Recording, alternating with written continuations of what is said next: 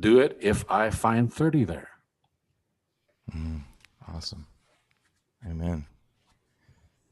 Well, Shabbat Shalom, Stefania. Thank you for doing that, for Shabbat reading. We were shalom. getting set up here. It's our first time going live on YouTube. The link has been shared out to others, and I don't know. We have a really interesting dynamic going on with the Torah portion. So for those who are joining, who are now coming over, we have a few that are joining on YouTube. We've got some live comments. Live comments have been turned on, and so we kind of bring the dialogue over here, and it can go out to more people. I think a lot of what we've experienced on Facebook. A lot of times there's a lot of different features in Facebook that I'm not quite familiar with yet. So YouTube's a little cleaner. So anyway, Zephania, welcome. Shabbat Shalom. How are you? Shabbat shalom. I'm doing great. Thank you. That's fantastic. Thanks for joining again here. We're going to get right into it. And we've got a really interesting week that's happened here in the U.S. For those who are perhaps in different other countries, you probably heard the news.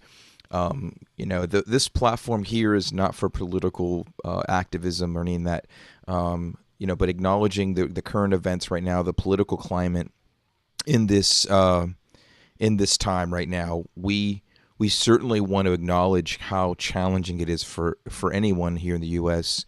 Who has been so focused on election results and who the next president will be or not be.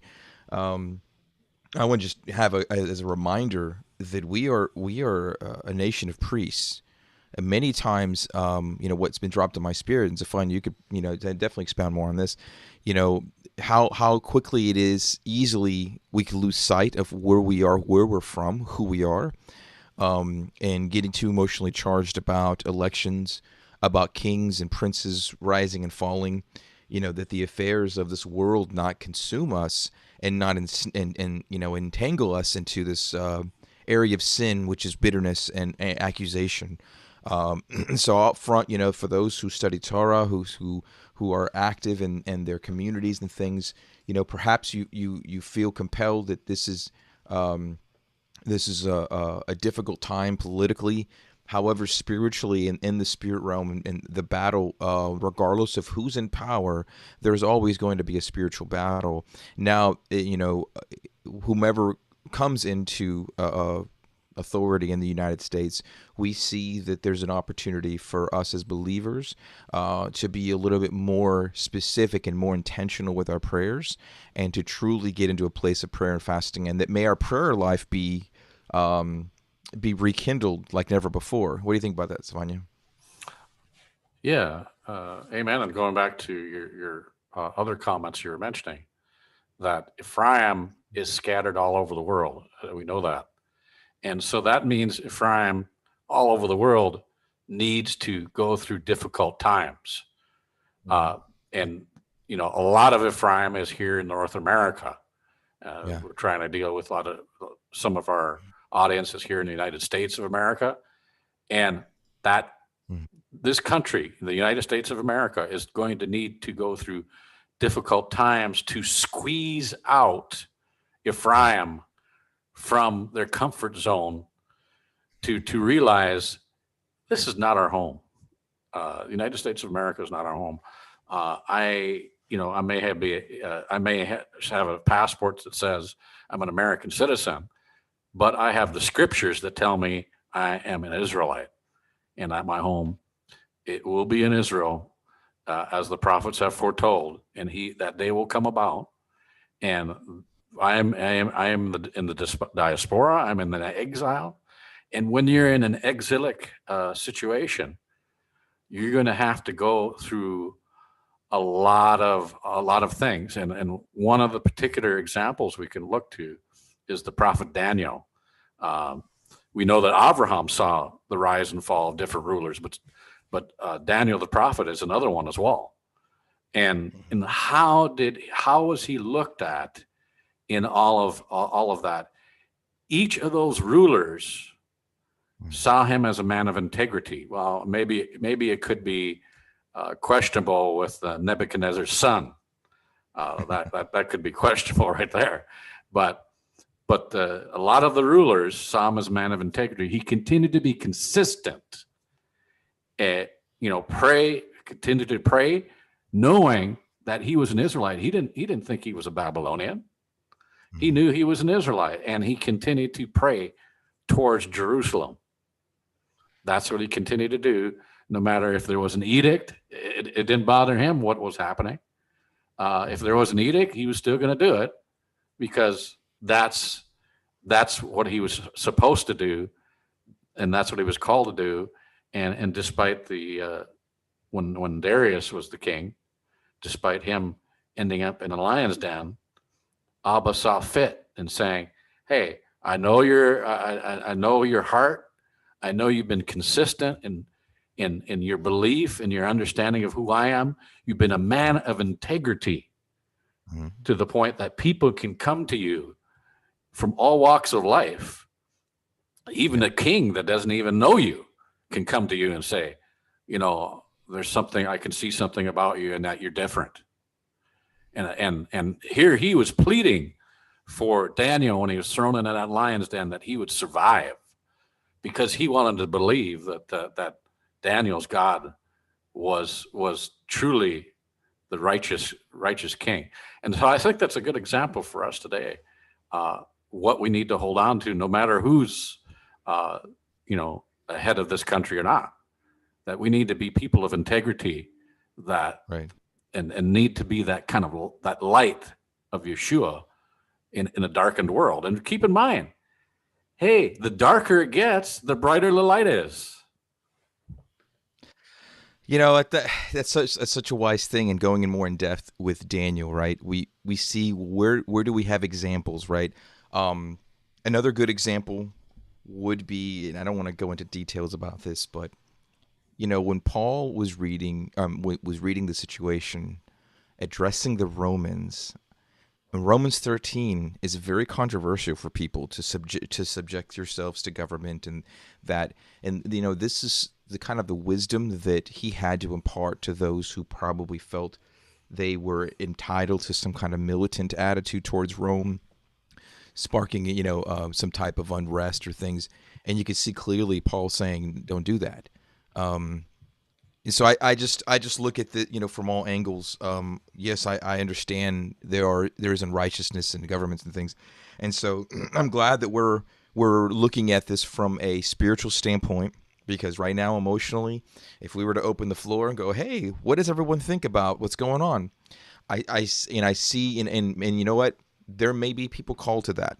I don't doubt it. There may be people called to that type of that ministry, to be in the political field, and it's incredibly tough. I'm not discounting that.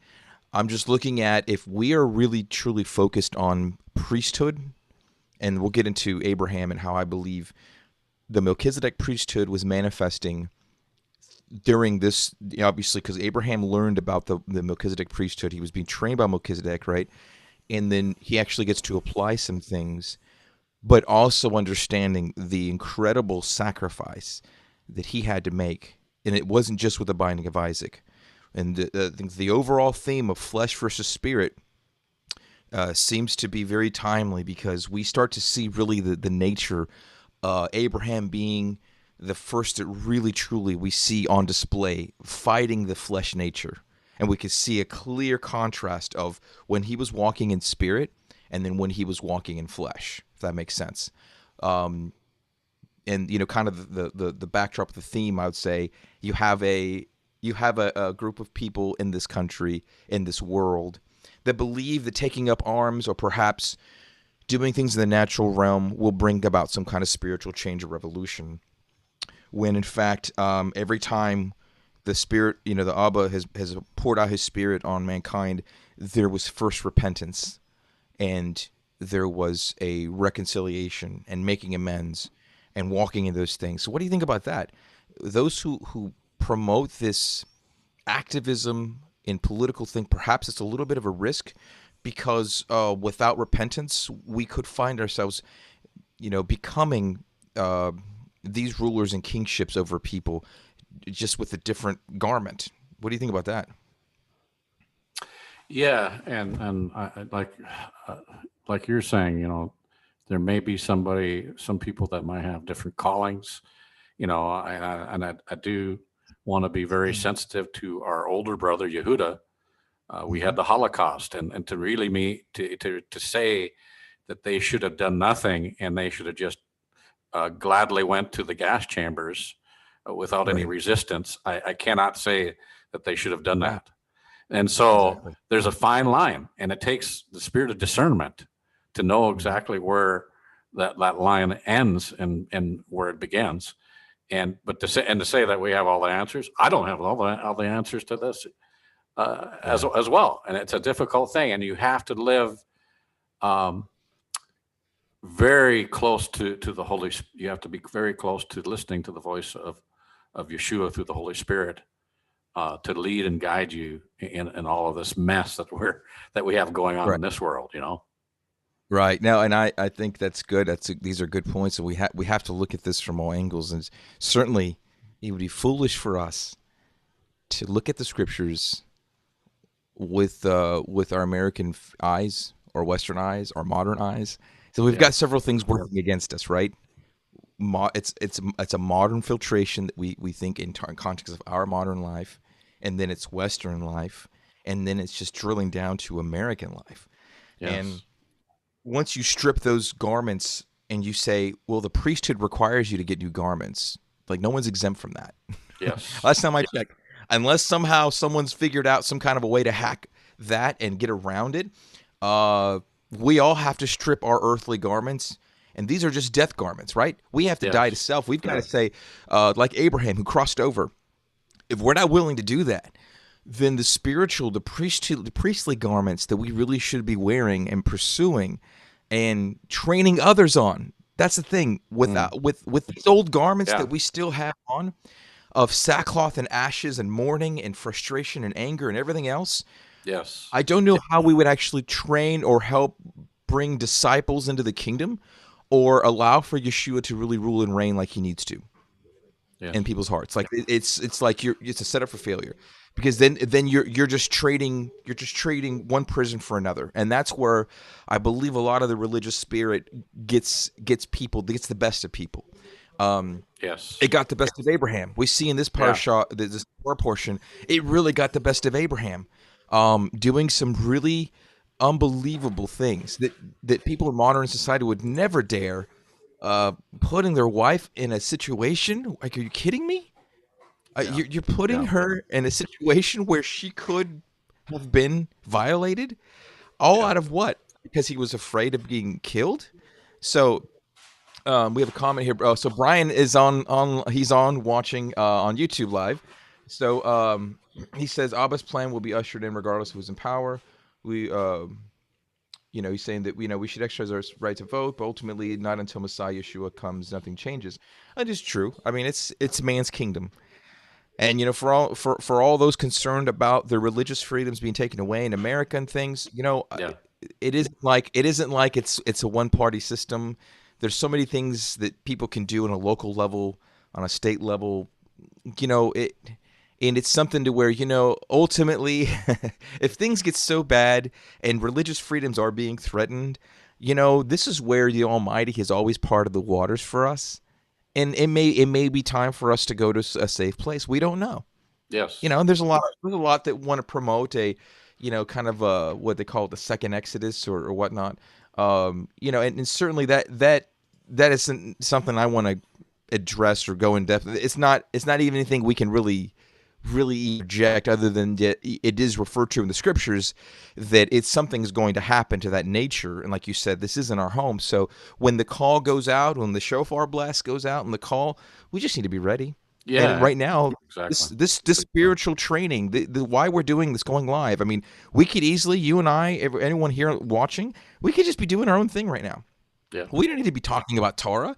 Some people want to just sleep in. Some people just want to go outside and go for a walk and kind of check out from all the stress going on. But what happens now when we actually say, no, we're going to really meditate on what the Torah says and where it's taking us? So, I pray that we can stay in that place, and be vulnerable for the Father, versus thinking that we are powerless because human beings may have influence over laws. But so here is just the opening for those who are watching now, and we've got a good audience watching right now, 10 people. So Shabbat Shalom, welcome those who are joining us, and you guys are Yes, definitely Shabbat Shalom. free to make any comments. We're just getting warmed up here. We got to a little bit of a late start, so we'll be going a little bit over on our time. But I think a lot of the people who are familiar with Torah know that this being the fourth Torah portion, and it's the Vayera, which is appeared. This is in Genesis 18:1 through 22:24. We encourage people in on the Facebook event and things like that. What we say, please read ahead of time. If you haven't read, it's okay. A lot of the story we'll just kind of go through some of the highlights. So with that, Vayera, it means he appeared in Hebrew. Here's kind of just the basic points. Abraham and the three visitors, super significant situation that happened there. And that's what the graphic there, the photo, the painting that I found. Then it's also pleading for Sodom and Gomorrah, Abraham and Sarah. Then I want to discuss the flesh versus the spirit, and then Abraham being tested, being that it's the binding of Isaac, and then the last question and the ultimate question is, what does it mean for us today? Real super simple, and a lot of what Zephaniah you've studied and you've seen. I'm going to pull up the verse here. Give me just a moment. So far, Zephaniah, if you want to give any initial thoughts that jump out at you about this Torah portion that you feel in your spirit that we could maybe put before the audience and kind of put before this whole thing. Well, I think when you look at the very beginning in Genesis 18 there, how it says that, this whole thing, the plains of Mamre. Okay, so what does Mamre mean even? As I understand it, the Mamre means a firmness, or could even be offering.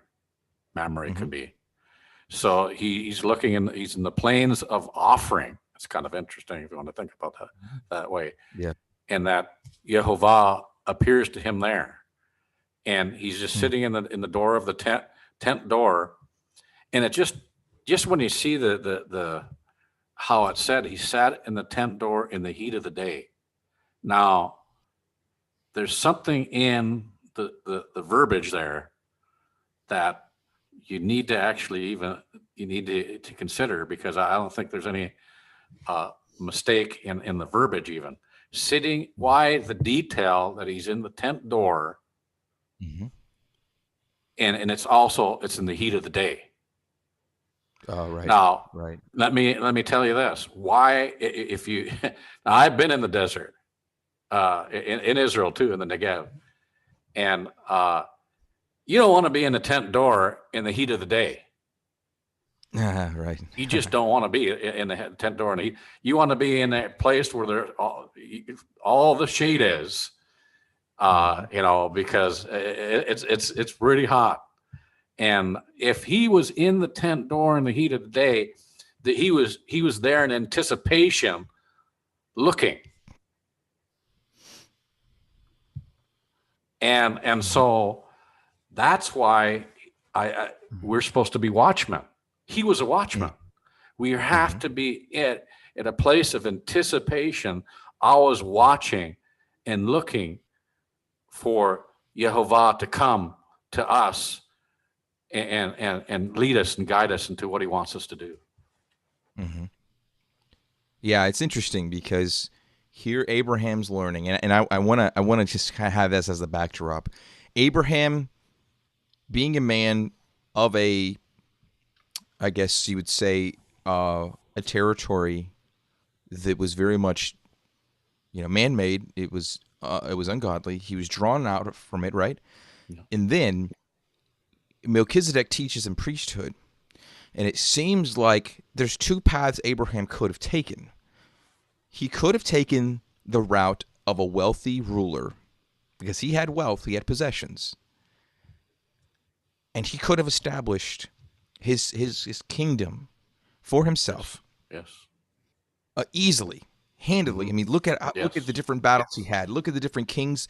The way that Abimelech, acknowledged. He said, Elohim, God's with you. He could have Hmm. easily just built up Hmm. the walls there in Beersheba, which is still a city today in Israel. Um, but no, it seemed like Melchizedek stressed the importance of service and servant leadership, which also requires us to be watchmen. And Hmm. that type of environment for some people, it's a little too much for them.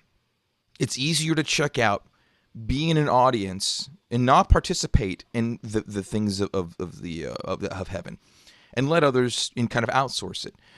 When in fact, every head of household, all those who are in a household, are responsible for spiritual growth. So yeah, you may be at the tent door, but then thinking, what does a tent represent? It represents the heart of man. So as you see the way that we're to watch and guard over our hearts, now this whole idea going into the covenant circumcision is referred to, gets even more in depth with what happens when we are still stuck in having the flesh manifest. And so as we start off in this, when Yehovah appeared to him at the terebinth trees of Mamre, sitting by the tent door in the heat of the day. Yeah. Um, Interesting also that this is also, the idea that you brought in last time, Zephaniah, about the recurring themes, and Yes. how things repeat themselves. I Mm. do recall a time when Yehovah appeared to Adam in the garden in the cool of the day. Hmm. And here it seems like he's appearing to Avraham, which is like he's obviously father. He's like another father figure, right? It's interesting. It means father of many, right? Father of nations. He's appearing to him in the heat of the day. There is something there spiritually. We may not have Yeah. time to go in depth with that, but there is something to where now things have gotten more difficult on the earth. It's no longer paradise. Here Abraham is about to receive something so profound that even to this day, it's interesting and really fascinating how till this day we are living out this prophecy. And so as we see the three men were standing there, and we know they weren't just three men. And that's when, obviously Abraham is going, and saying, that, maybe a little water brought to wash your feet. This is where we could say this is where the feet washing is most likely. It was a custom in the time in the region. And obviously Yeshua found it important enough to implement that to his followers, right? Mm. And again, it's going into that service. So as he went through, he prepared a meal for them. And this is where we get a little bit more specific in verse 9 here, when it says, "Where is Sarah your wife? Where is Sarah your wife?" And he said, "Here in the tent." So though Sarah was in the tent, the spiritual understanding of this, she may be there in the tent, but was she really there in the tent? Was her whole spirit, soul, and body there? And we see Mm. that it really wasn't. That Yeah. there was a disconnect here, and obviously there was something brewing to this, even though the prophecy was given. So in verse 10 here, "I will certainly return to you at the time of life, and behold, Sarah, your wife, shall have a son." So Sarah was listening in the tent door, which was behind them, and now Abraham and Sarah were old, advanced in age, and Sarah had passed the age of childbearing. Therefore Sarah laughed within herself, saying, um, "After I have grown old, shall I have pleasure with my Lord, my husband, being so old?" So this is where, in the text here, when it says the Lord, this is actually Yehovah appearing in the flesh. I don't know if people, catch that. Mm. So he is appearing in person. And so obviously there's a back and forth here. He's questioning, "Why did you laugh?" She's like, "No, I didn't laugh." He said, "No, yes, you did." There's this kind of denial of it, and this is where I want to start laying the groundwork for the whole flesh versus spirit because even here with the decision for Abraham in the natural realm to invite in the visitors, he really could have been frightened and said, I want nothing to do with this," and ran. But he Yes. invited them in. Sarah goes in through this and exposes something in Sarah that we have to be mindful of. So let's see, we have some people watching now who's just joining us. Any comments, questions so far? Feel free to comment here. We are looking at the live comments, the live stream here. This is a fun. You let's think of in terms of the spiritual dynamic. Do you see something else going on here with Sarah's denial, that perhaps there was something else there of a disobedience, of a bitterness that maybe was brewing even before this moment? Well, I do see a similarity again if we go back to the garden, because Jehovah called down to Adam and said, "Where are you?" Ah. And it's like, okay, so now he's kind of confronting him. In other words, like you're pointing out, or Sarah here, you know, so she was in this. She was not really there, but she was there type thing. Just like Adam, he was there, but he really wasn't there. Hmm. A very similar kind of thing. And then you can see, what Adam when I had it, what he shared, what Sarah, the similar type of thing. Here she's going back and forth, denying that she laughed. And what about Adam denying Hmm. certain things as well, almost sitting in a denial? And in the meanwhile, he's thinking that he's got some legitimate covering for his sin, which is a fig leaf, you know. Uh-huh. Uh, and can we see some of that in what we see here? Definitely. Yeah. Okay, so let's break this down. For those who are new, who perhaps you've seen this, you've read it, you've heard the stories, maybe you grew up with this in like children's church, Father Abraham, all the songs and things you sing, and you haven't really revisited this, but now, maybe you're in your first few years of Torah and looking at this. So here's the deal. Here's how it breaks down. Where in the New Testament do we see Abraham being mentioned the most? Right? We see the book of Hebrews. And it Yes. talks about Abraham's faith. We also see in the book of James, chapter 2, it talks about faith that works is dead. And again, this whole the idea of Abraham and Sarah being individual, no, they're one flesh. Okay, they're one. And so when you've got doubt and disbelief, unbelief manifesting, on top of there being sarcasm or the bitterness that's rooted in there is producing the fruit of bitterness is producing sarcasm and this laughter. It's almost like wait a minute, what happened to being more faithful in the faithful act? Now this turns into even more of a contrast. So we've got flesh versus spirit. We start drilling down even more specifically, and now we've got faith and an unbelief. And again, we're not picking apart and psychoanalyzing all of Sarah's actions or like micromanaging all the little things. We're just looking in terms of the simplicity of all of this brings about more questions upon questions about the actions that happen now with Hagar, right? With the servant, and how quickly things flipped whenever Sarah found herself in an unfavorable position. So the nature of the flesh is to truly guard oneself and to make impulsive decisions in real time.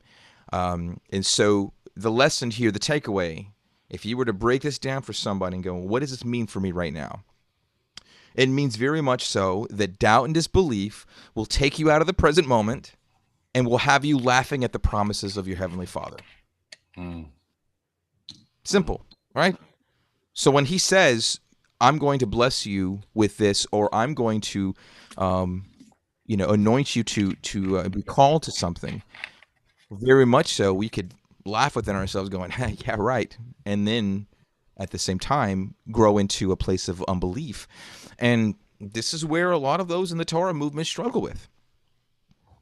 Are they continuing to receive a word from their Heavenly Father? Is it so far-fetched for him to appear to us in dreams and visions and still speak to us?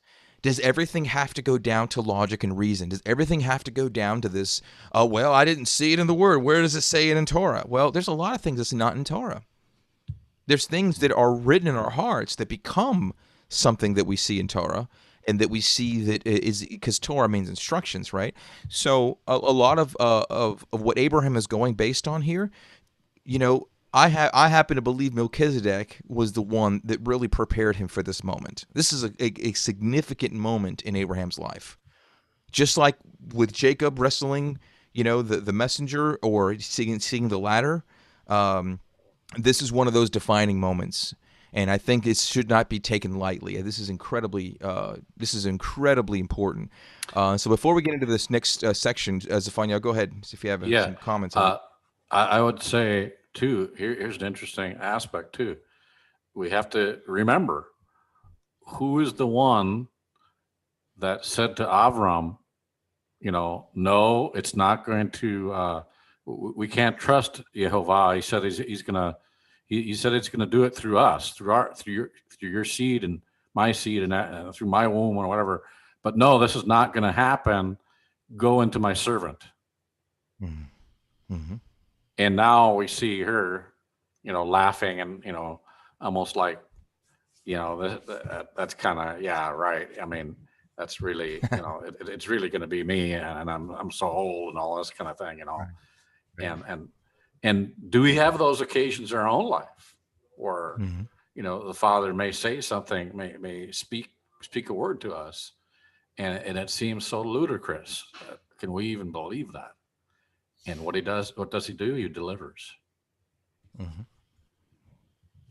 He does deliver. That's wonderful. It's powerful, because I had a lot of visions about, while I was reading this over the last week, and rereading it. I mean, because those who study the Torah cycle, we've read this over and over, but then there's something new that just jumps out every year. And if it's not, Yeah. if there's nothing new that jumps out every year or every time you read this, or meditating on Torah, I would highly recommend, just, that's a warning sign, because there should be new revelation coming. There may be something blocking, and maybe a block to understanding or healing or something that is needed. And so here, real quick, Brian's asking, where is it in Hebrews where the act of disobedience is equated to unbelief, lack of faith, comparing it to the ancient Israelites on their journey to the land? Believe, the verse associated with this Torah parashah from the New Testament, or the Renewed Covenant writings, is Hebrews 6:13-20. So we may want to look at that. If we have some time, we'll get to that part. But here we look at another layer to this, because you have to wonder, and I'm curious about this, Afanya, what you think and what the audience may think about this. We've got Abraham, who goes into this place where he's receiving the promise. Then he's got to sit and wait. And many of us, while we're sitting and waiting, we don't do well. A lot of us, we start going about our day. But I find it interesting that this is one of the first times when Abraham intercedes for Sodom. This is one of the first times you see him operating in the office of a Messiah, of a let's see here, one second. One second here.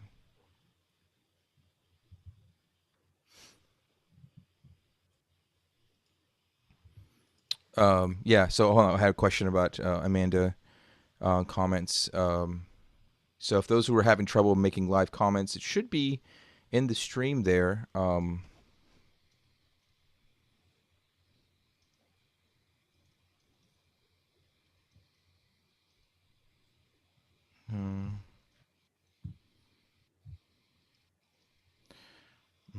So a lot. Okay, so I'm gonna go back to this. Sorry about that. So with Abraham now operating in a different type of office, he is now operating in the office of Messiah, interceding for Sodom, an unrighteous area. There's a lot to this. I think there's a lot more in depth that we don't see what's going on. I don't know of any other instances where Jehovah himself appears and is actually speaking face to face, other than with Moses. We see that Moses perhaps did the same, negotiating whenever Jehovah wanted to take out all the Israelites and get you know, after the whole golden calf thing, you know. Yes. Okay, so okay, hang on. So Brian's commenting something. Okay. Yeah.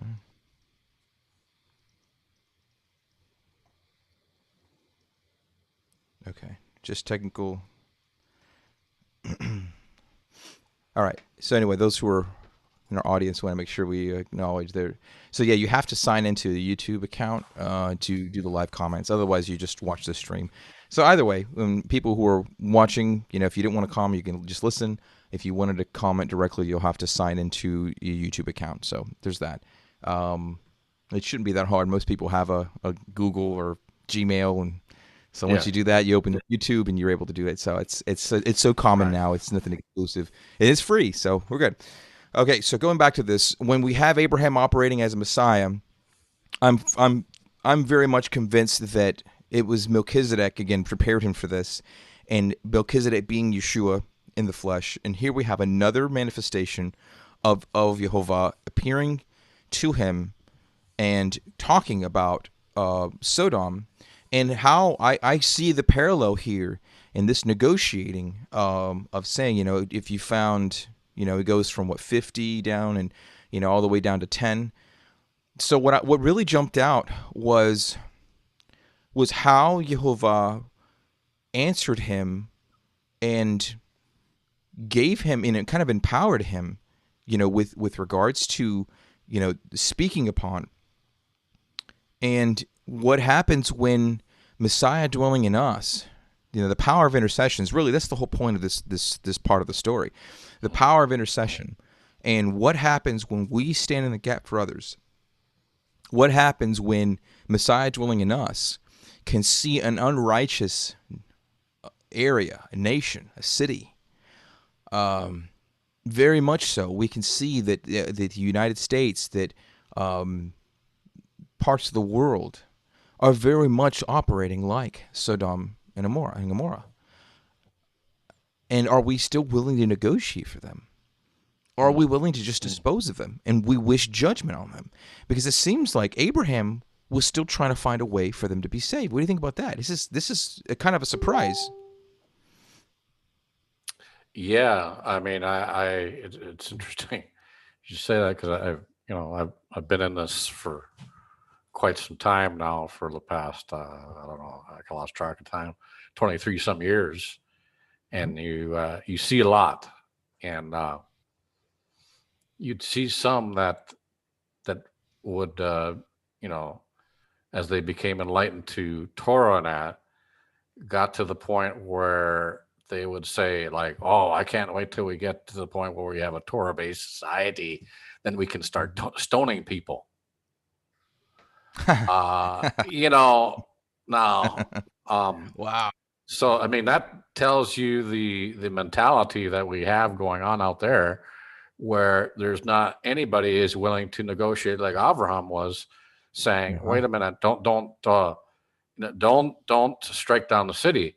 I mean, we already know that Mm-hmm. there is a vengeance and a recompense coming, and that and we were actually talking about that in our last podcast too, and Yeah. and so it is coming, and his vengeance is true, and he will repay, but he'll do it. Leave it Mm-hmm. to him.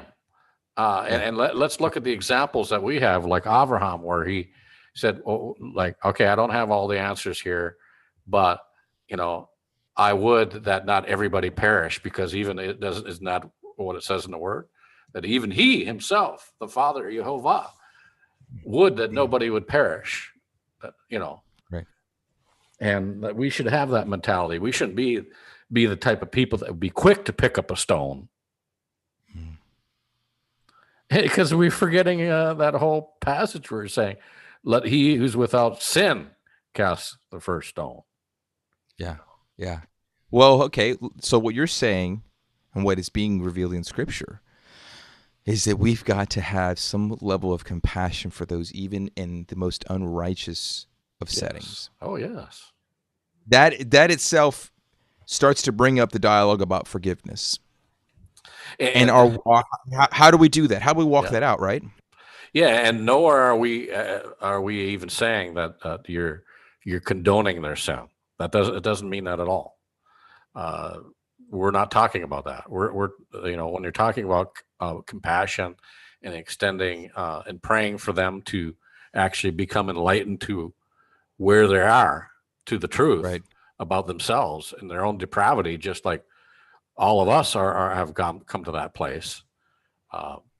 That's what we're actually praying for them to get to the point of being enlightened to their own depravity and getting out of it. And that's we're not condoning what they've been in at all. So if that's what, and I know some with religious spirits would just like their religious antennas will go up and say, "Oh, they're saying that we're supposed to condone sin."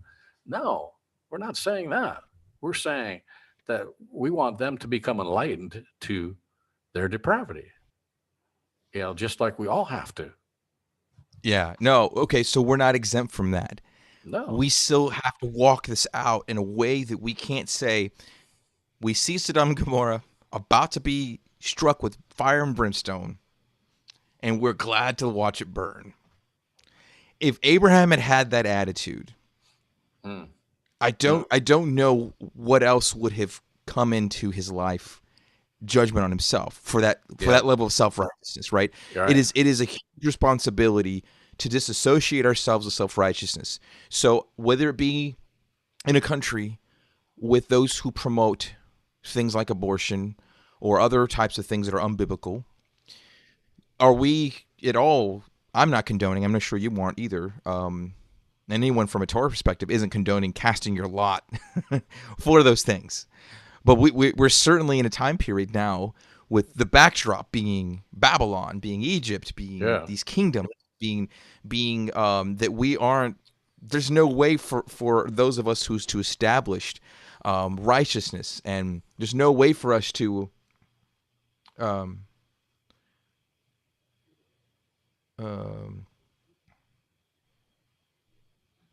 okay, so it looks like they're right now in real time. There was an announcement about the elections already been decided. So hey, if that's the fate of Yehovah, albeit this is His will. And Brian he said, we stay with politics, which we are. But this is not a political platform, and we certainly shy away from it from bias. So we could just say at this time, if that's what's going to play out, then may Yehovah be with us, be with the next president elect, and all those He's going to bring into his cabinet. We will be in prayer for them. It is an incredible task with all the challenges with the pandemic and with the economy and all the different things that they have to deal with in the natural realm. But just like Abraham, as we're talking here real time, just like Abraham, could we possibly still negotiate on their behalf? Could we possibly intercede for them and say, we know that what they are doing is very much on par to what Sodom and Gomorrah were doing? And are still, it's that. And that we see that it's pretty obvious judgment will come. Not because we're supposed to be some kind of righteous nation, because somehow America was blessed as the promised land. No, just simply because these are things established by the Almighty, and He looks upon His people and says, no matter where you are, His word still stands true. The Torah and His word isn't going to change just simply because we are living in some foreign land. And so I see that as important. Thanks, Brian, for sharing that. Obviously, we're live here, and we're not really following anything in the media. But I mean, let me just say something on that. It's just like the enemy wanting to invade Shabbat with something like that. Okay. Yeah.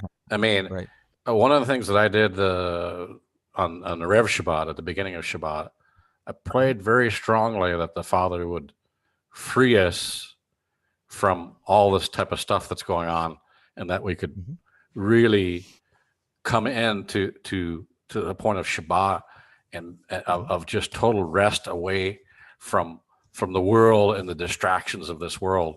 And it's just like the enemy to do it on Shabbat. Okay. Right.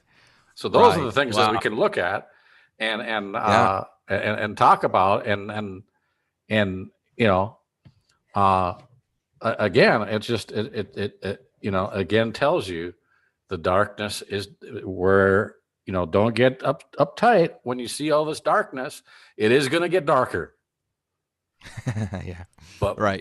but that's when the light really shines. So Right. And are we willing to be like Abraham and intercede for Sodom and Gomorrah? yes, Albeit like Washington, have to be. D.C., Europe, Rome, the Middle East, all the different kingdoms of the earth. Because if Yes, we're a kingdom of priests, and if we're willing to actually go into a place of representing the light of Messiah, then it doesn't give us the entitlement or the voice for a political platform to spread our opinions, because we don't know ultimately what's best, that what is best for all and what Yehovah really wants.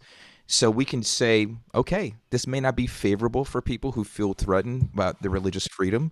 This doesn't seem like a favorable thing that happened with regards to people's views on abortion and other issues. Okay, well, you know what?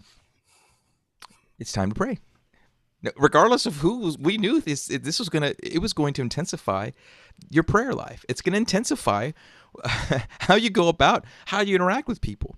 And now the downfall, and I'm seeing different posts, and again, I don't really try. I try to tune this stuff out. Some of it I'm just staying off social media these days. It's just so much. I mean, I can't even watch the news without being like, oh my God, this is a mess.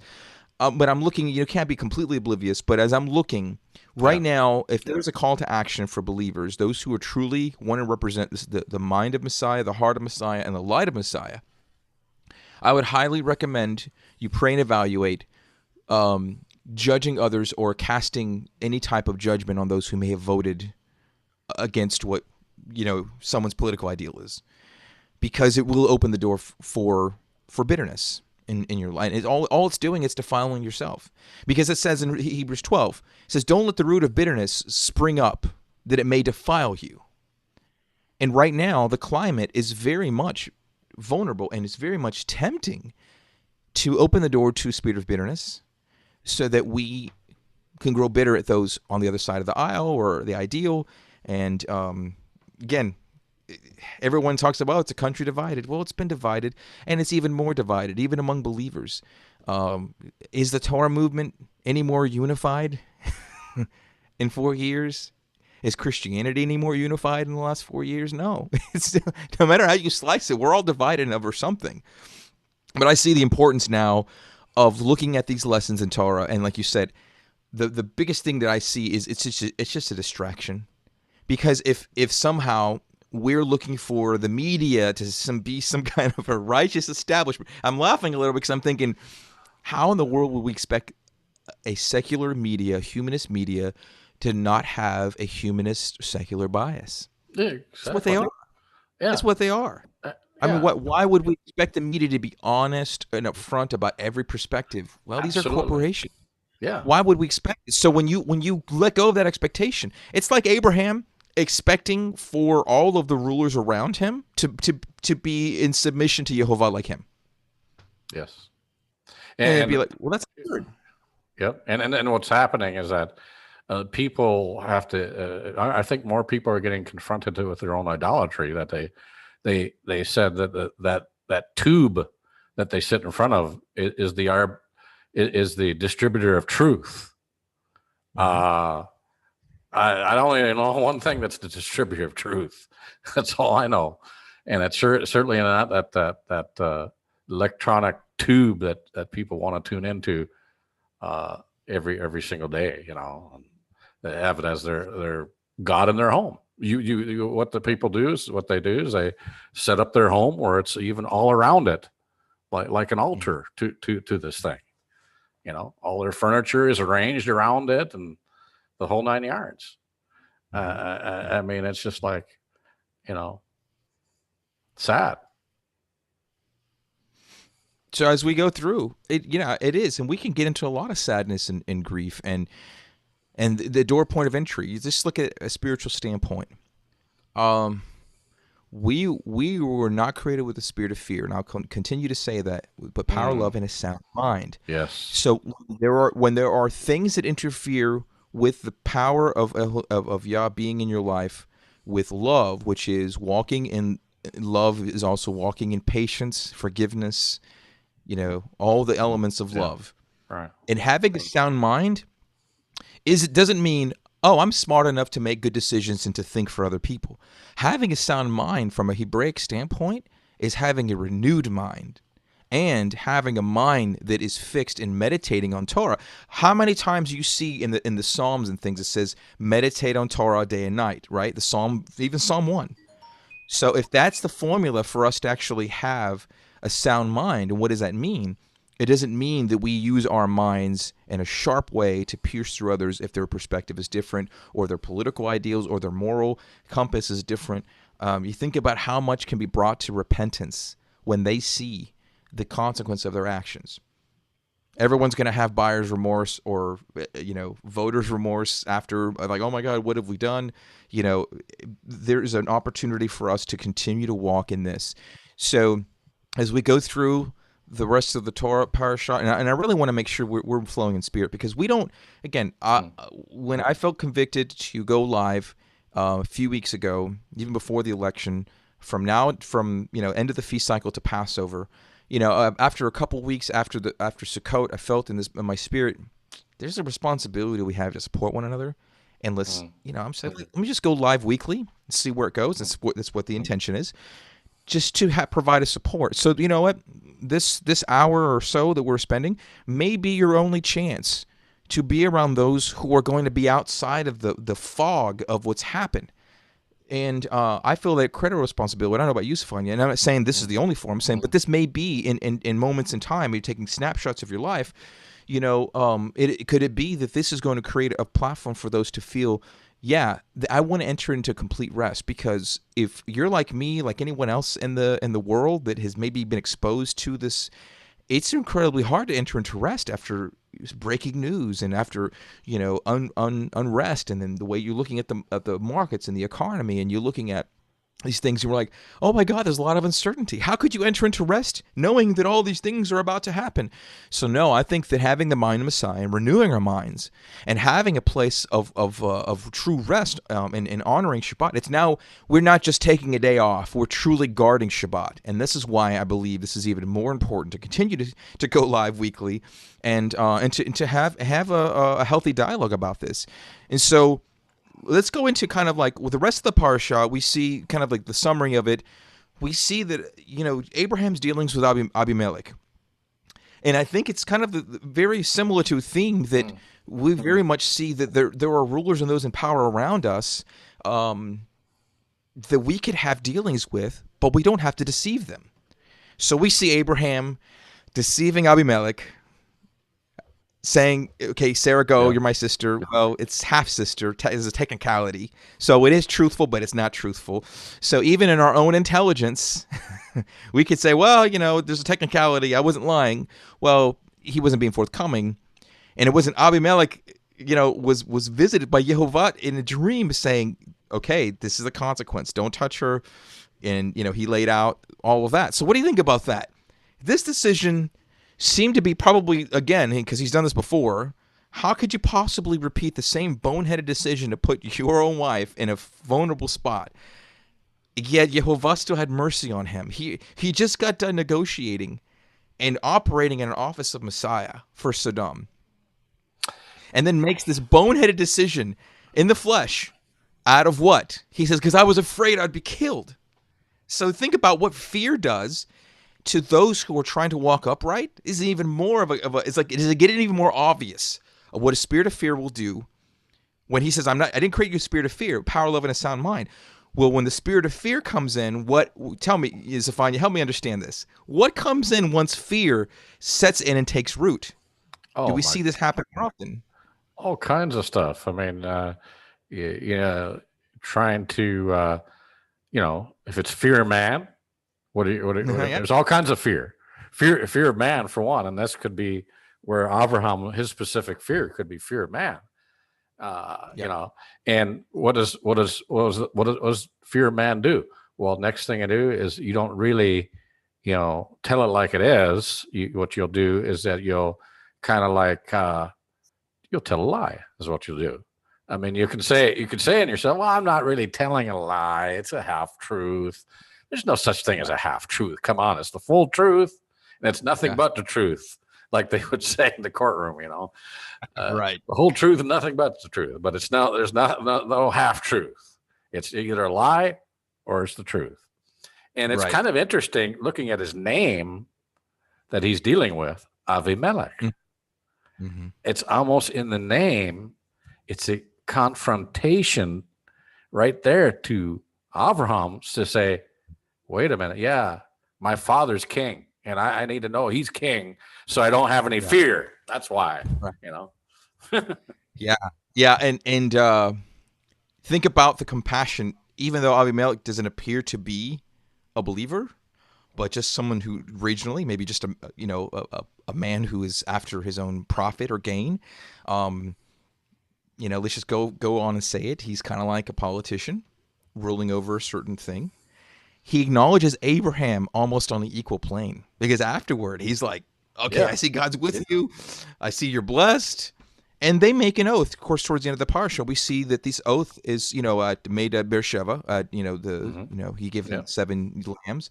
And how many times in the Proverbs it says, I think other places in the New Testament, to pursue peace with all. This should be wisdom that even though Abraham made a pretty poor decision with this, somehow it was supernaturally that Jehovah intervened and Abimelech saw past it and almost operated in forgiveness towards Abraham to now make an alliance with him that you're like, this is unheard of. So is Yeah. it possible that supernaturally those who oppose us politically or morally or in any light, that we can have peace with them? And is it possible that if we have an alliance with them, does it mean that we're participating in their life and their values or whatever, or we're going to cast lots like they do into the same pool? No. Again, Yeah. Abram had the potential to be a king and ruler Mhm. and set himself up as a king if he wanted to in the flesh.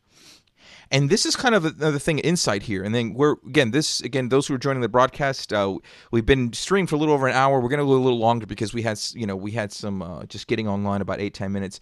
So we're not quite through yet because the main point here I want to highlight is about flesh versus spirit.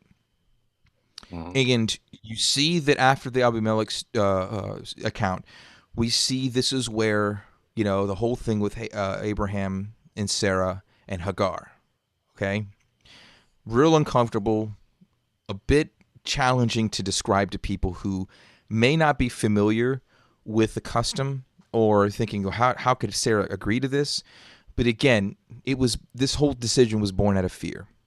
It was born out of impatience, and you can see that when there is fear, anxiety, and stress entered in, these decisions almost become, it takes you, disbelief will take you out of the present moment. We've seen it. I've seen it. I'm sure, Stefan, you've seen this maybe in your own life or the life of others, that when that door is open, that decisions, because I think there's a lot of judgment to Sarah. Well, how could she do this? Well, if you are 100 years old and you received a promise and you're having second thoughts and you saw someone much younger than you, it just makes logical sense to just outsource the whole thing. Okay, we'll just have a child and, that'll be the child we will go with, right? And I want to kind of look at this and say, at the time, we just look at the Torah facts here. Abraham had not had the covenant of circumcision. So there was an element of that decision being almost entirely in the flesh. He hadn't had the covenant of circumcision yet. The whole thing with Hagar being a stranger, being a foreigner, putting himself in some bit of spiritual exile with that whole situation. And then not only does he go through with it, there's also an attachment that is incredibly painful. So the lesson here, the backdrop here is, when we see the spiritual principle, whatever's born of flesh is flesh, whatever born of spirit is spirit, And again, the New Testament in different parts, in this parsha, Galatians 4, Romans 9, it starts to talk about this difference. It starts to talk about this. Yeah, Yes. here it is. The son of the promise, spirit, son of the flesh, obviously Ishmael. And there was really nothing wrong with Ishmael other than he just wasn't the son of the promise. He was still blessed. Jehovah still provided for him. But how many times do we see when decisions in the flesh are made, are we willing to sacrifice so that we can have those things overturned? And that are we willing to deal with the consequence? So I'll leave it there, Zephaniah, because I know there's probably some things brewing in you about how to part ways with the mind of the flesh that's warring against Elohim. So think about this. What do you see about that of Abraham and Sarah going into this almost this valley of making these fleshly nature type of decisions and hitting this brick wall? What do you see about that? Yeah, I mean, again, when we get into that place of reason and logic, and reason and logic is actually it's a spirit of grease, uh, Yeah. and we know what the Father says about the sons of grease. So Mhm.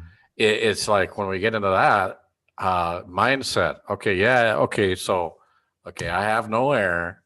Uh, there's nobody in my household. Mm. So we're getting very old. We're actually even probably at the end of the point of having even children now. So really, let's not let's do something else here, because let's not really trust him.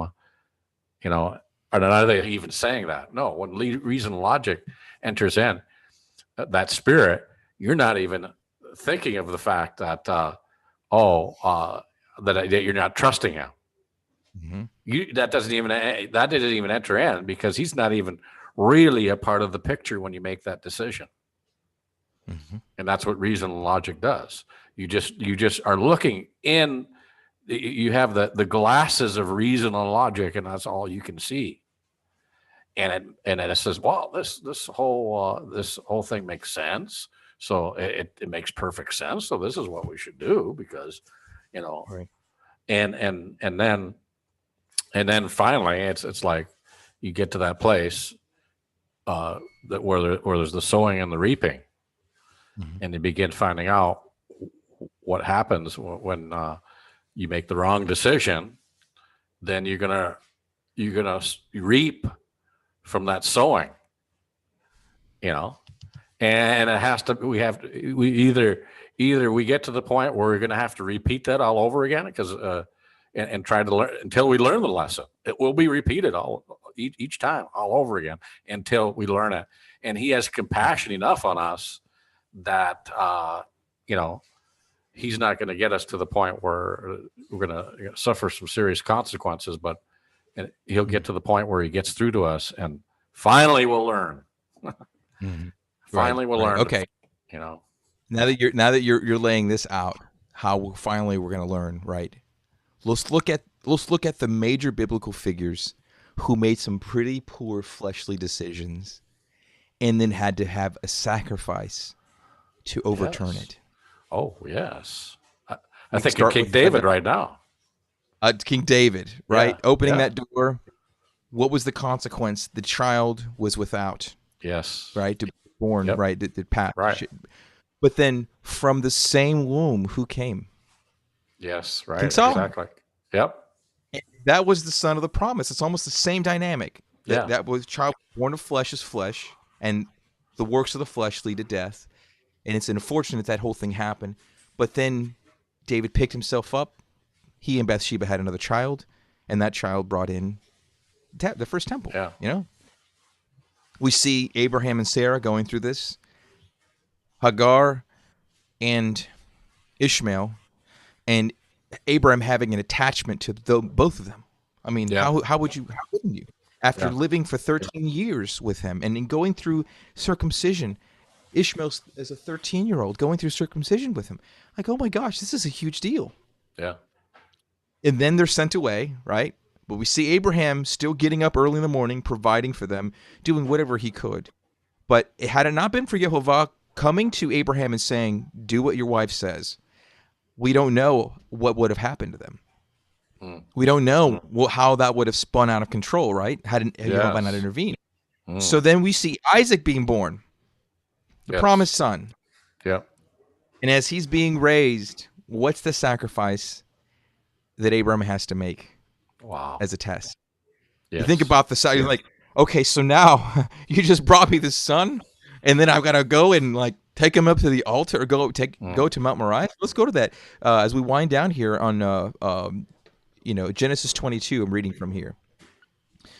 So again, Hebrews 11, if you want further reading, Hebrews 11 through 17 also discusses this.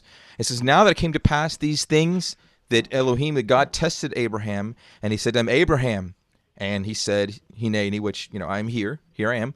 And he said, now take your son, your only son Isaac, which we know that's all Hebraism for the son of the promise, whom you love, and go to the land of Moriah, and offer him there as a burnt offering on one of the mountains which I shall tell you. Which we see that this area very much is the foundation stone for Yerushalayim, for Jerusalem, right? Moriah, it's the Temple Mount. This is one of the most defining moments in the Torah as far as location geographically, because this establishes the foundation there for that region. So here, verse 3, so Abraham rose early in the morning, saddled up his donkey, took two of his young men with him, Isaac and his son, and he split the wood for the burnt offering, and arose and went to the place in which Elohim had told him. Then on the third day, again, this is obviously laying the foundation for Passover, okay? Make no question about it. There's even here a parallel about the third day. Third day, Abraham lifted his eyes, right, and saw a far-off place. And Abraham said to his young men, stay here with the donkey and the lad, and I will go yonder and worship, and he will come back to you. Again, there's a donkey in the picture. Yeshua rode in on a donkey in Jerusalem. There's during Passover week. So there's all these different things kind of giving you the pieces to piece together later on when the story continues. Verse 6, so Abraham took the wood of the burnt offering, laid it on Isaac his son, took the fire in his hand and a knife, and the two of them went together. But Isaac spoke to Abraham, and he said to his father, my father, he said, here I am, my son. And he said, look, the fire and the wood, but where is the lamb for the burnt offering? So this even in sacrifice, it's difficult for people in the natural realm to see the entire plan, even Abraham himself. And Abraham's answer says it all, because he said it in faith. He didn't know. But when they came together, and he built an altar, so as that goes through, we have the place where the wood is in order. He bound Isaac his son and laid him on the altar on the wood, and Abraham stretched out his hand and took the knife to slay his son. And so the whole idea here, when the angel comes, the messenger comes and intervenes, Abraham, he calls to him. We see this very much, this calling in the middle of that he's giving up something very sacred to him. And then, of course, he gives him the promise of this is, do not lay your hand on the lad or do anything now that you have, that you fear God, since you have not withheld your son, only your son from me. So this is where the promise, because he did this, obviously they see a lamb, and this is where we start seeing the title of Yehovah Yireh, which is Yehovah will provide, and the mount will he provide. So here, this is where it gets really interesting, because I'm sorry, here we are. So this is where it gets interesting with regards to the promise. So the angel here in verse 15, Yehovah called to Abraham the second time out of heaven and said, by myself I have sworn, says Yehovah, because you have done this thing and have not withheld your son, your only son, blessing I will bless you, and multiplying with multiply your descendants. I will multiply your descendants as the stars in heaven and the sand which is on the seashore, and all your descendants shall possess the gates of their enemies, and your seed, all the nations of the earth shall be blessed, because you have obeyed my voice. So that right there, that right there changes so much. That right there opens the door So the lesson here is, and I know, I wasn't trying to read line by line, but in essence, we have to read some of these words because it goes real specific. And when you're in the middle of the sacrifice, I'm going making decisions on behalf of heaven.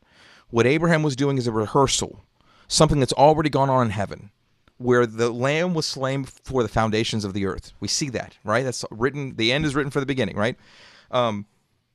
Now we've got a scenario where Abraham has to do this. There's some sort of reconciliation for the disobedience.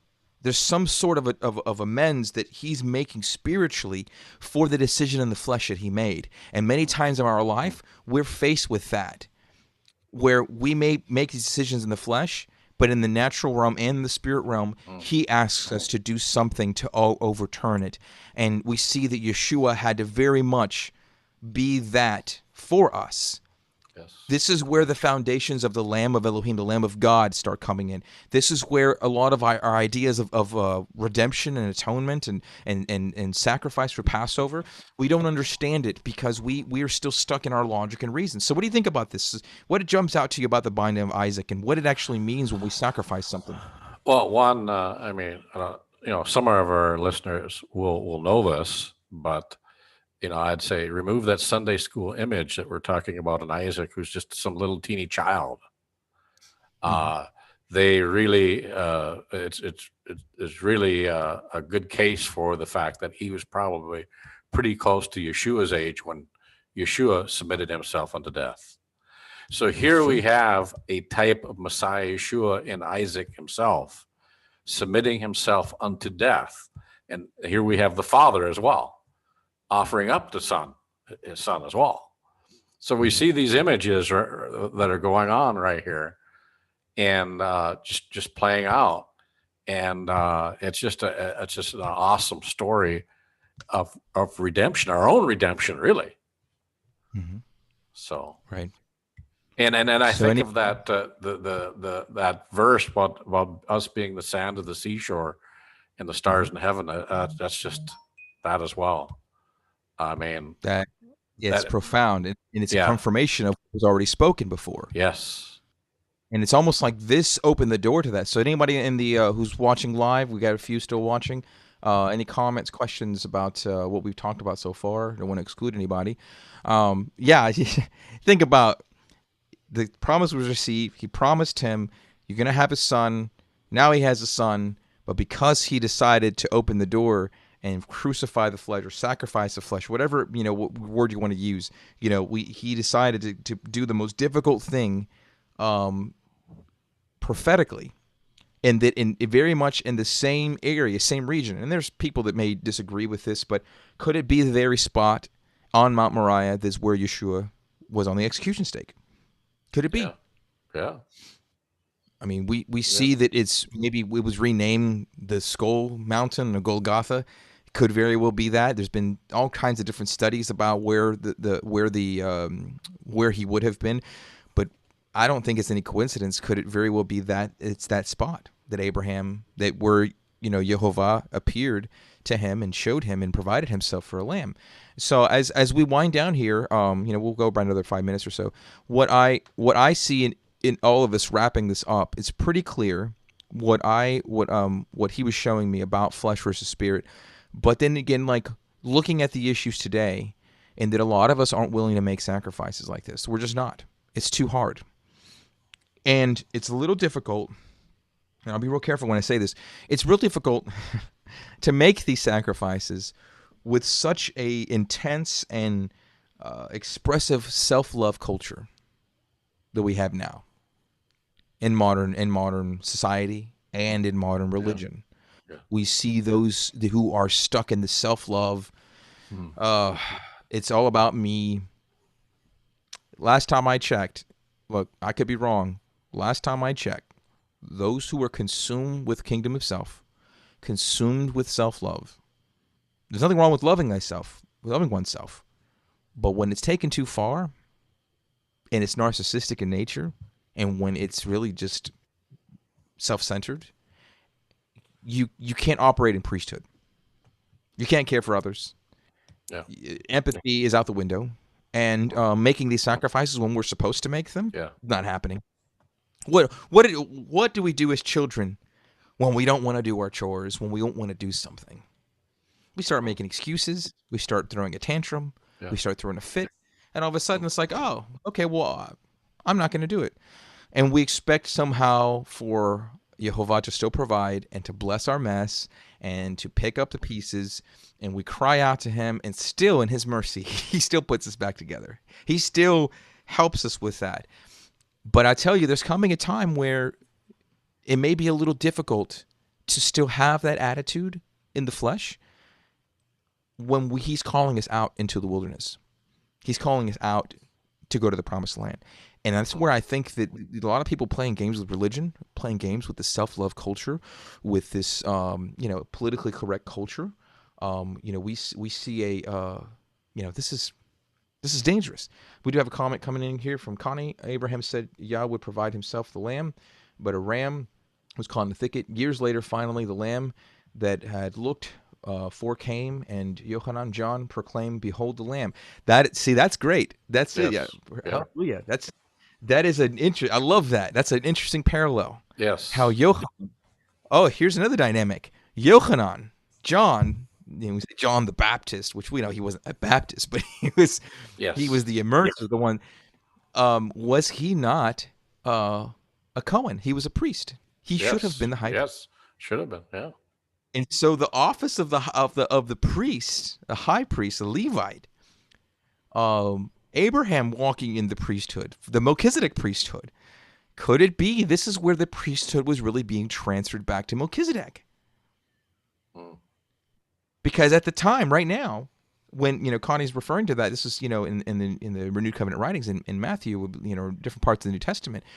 At the time, in the first century, the Pharisees were in control of it. It was still very much a Levitical priesthood, but it was man-made. It was in the flesh. And it's the Jerusalem referred to, and I'll just loosely, because this is a deep concept here. The Jerusalem that's referred to in Galatians 4 with regards to bondage was the Pharisaic system that was referred to as Hagar. It has now become bondage because of all the rules and regulations that man had added to the Torah. But the free woman, the Jerusalem above, is the source of where we got everything. Because did not Moses see this already in heaven? He saw the tabernacle in heaven. The words came from Mount Sinai. We're not bondage. That when you read those passages in Galatians 4, the Torah is not bondage. It's the consequence of disobedience that's bondage. And that disobedience was taken further and further and further by the Pharisaic rabbinical ordinances and things. So we still see it today. But this is interesting. I love this comment because it starts to look at, for me, the beginning stages of the priesthood being transferred back to the Melchizedek priesthood that Abraham was part of. And that's where it started. It started with Abraham. Abraham is the one that had this happen, that the lamb was provided, or a ram was provided for himself. And then now, we have this coming back around, and that Yeshua had to reconcile the priesthood. It was interesting. Years ago, I heard somebody throw out an interesting observation in Scripture that Shmuel, was the prophet. If you consider what he did, now he did sacrifices and everything. He did everything a priest would do, but if you look at him, he was not a Kohen. And it was this brother was suggesting, could it be that Melchizedek was in operation during this time in the form of Samuel? Interesting thought. Yeah. And we don't know the depths of the words. And Connie's saying the sages knew Yah's words, specific words are significant. Yeah, I think a lot of our interaction with the scriptures, because we don't have details, because we don't have certain things that we hold from a scholarly standpoint. Many of us, even if we wanted to be more scholarly with things, where do we find the time or the resources to prove details? And I think this is where the faith comes in. And so we'll close with this here. And Stefania, if you don't mind, I love when you pray. It blesses me. I don't like the, I don't hope you don't mean that I'm putting you on the spot too much, but I really enjoy your prayers, and it really inspires me and lifts me. And I have a prayer request for this continuing broadcast and for um, going weekly and for the climate again. We had a Beyond the Mountain. So those who want a little bit more in depth, we go really in depth with the spiritual. We just had a podcast that we released on beyondthemountain.org, and it's about human trafficking. And we see that the dynamics there. It's a very timely message, but a lot of the a lot of the plots of the enemy is what we need to be watchful for right now. And that's what we were talking about essentially. The topic we talked about on the Beyond the Mountain podcast, episode 12, was just as much to do with the spiritual trafficking that the enemy, the adversary, is attempting on all of us, and trying to coerce us into abusive type of environments in the natural realm, and then also with the tormenting thoughts and things. And then obviously in the natural realm, there's obviously a huge problem with human trafficking. And so as we go into this next season, a lot has happened in the last week. A lot could happen in this next week in people's lives and in our lives personally. So my prayer request is that may Yehovah manifest in those who are watching here, or maybe watching the recap here, no matter what country you're in, what region you're in. My prayer is for those call to action is to be like Abraham and be led by spirit, not by the flesh, and to truly be the light of Messiah dwelling in you, manifest more than logic and reason. Because logic and reason and humanist thinking and kingdom of self-thinking is probably going to get the best of us in the next coming months. Yes. We can flip on the TV and see something we're displeased with and make some comment, put some Facebook post about how people were foolish or whatever for deciding this, and how could we, and judgment's coming because we voted wrong. I mean, there's all sorts of things that could open the door to fleshly words and fleshly things in the flesh that do not bear fruit. And I am deeply concerned for believers right now. Not because we're going to have religious freedoms taken from us, or because what the media may be saying about different things that we disagree with. I'm more concerned with the spiritual well-being of those who are living their life among those who are non-believers or who need to hear the word, and that the enemy's plot right now is to get us off of our our walk, and to poison the wells, the waters of our soul, to the where we're spewing out bitterness and we're spewing out accusations and things that are of unrighteousness. It's almost like it's like a baiting. The enemy wants us to take the bait, and I think that the bait is just increased right now. And I think the temptation to get in is even more intense. And for even those who may not even be politically inclined, maybe those who had never really got involved politically or any of that may feel even more temptation to say, pushing back. And so I just would like for that to be kind of dealt with in the spirit right now, and that we can truly be a light of Messiah. And I feel it strong in my spirit. I don't know what you feel, and anybody else in the audience, what they feel about the true risk to believers right now is not political. It is spiritual right now. Father, and I just want to go into prayer right now. So, Father, I just want to pray. I think it's no mistake that the enemy wants to upset our Shabbat with all these distractions, announcements, and things like that to disturb us, to get us away from the fact that you want us to rest. And the rest doesn't just mean our bodies to rest. It means that you want our spirits to be at ease with what's around us, that we would not enter into a spirit of agitation, frustration, or anything like that, Father. So I just ask that you would just, for the rest of this Shabbat, you would actually begin to move us into the place that we could truly rest in you through and through, Father. And Father, I just ask that you would continue to move us to begin to see your word, and that what we speak would be, shut our mouths if it's not of you, Father. and that you would just continue to lead us and guide us into your truth, and that it would continue to bless those who listen. And Father, we just thank you and praise you again for the opportunity. And we just, again, we know that we are in a spiritual war where this is not about wrestling against flesh and blood. This is against wrestling and against principalities and spiritual forces of wickedness in heavenly realms, Father, and that we would realize that that is the battle right there, and that you would actually begin to um, speak to us uh, in such a strong, give a stronger word to us, how much that is our battle, and that we need to be focused on that. And so we just thank you and praise you, Father, for what you're doing, and ask you to continue to uh, manifest yourself in all the children of Israel. In Yeshua's name, amen.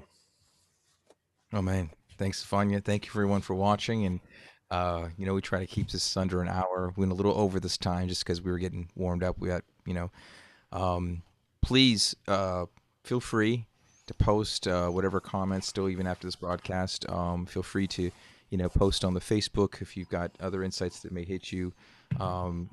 We also at to Be on the Mountain too. Although this may be not and Be on the Mountain, broadcast, but this is certainly something that we can definitely talk about on Be on the Mountain, these spiritual dynamics, and maybe this was going to influence the next broadcast on Be on the Mountain. So anyway, we'll keep everyone in our thoughts and prayers for this country, for the United States, and for abroad, the countries all around. Stay in a place of intercession.